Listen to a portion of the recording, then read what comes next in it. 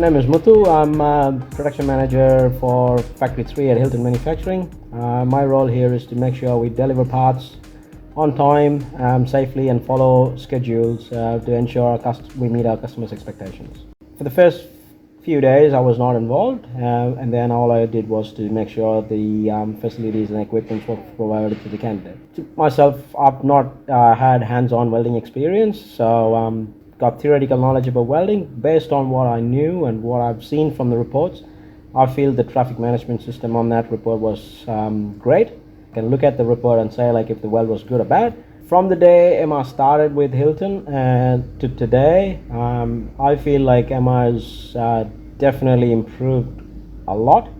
And not only that, her confidence level in welding has improved, and I can see a lot more confidence and I can see a lot more drive trying to achieve or get to the good end of the spectrum when it comes to welding.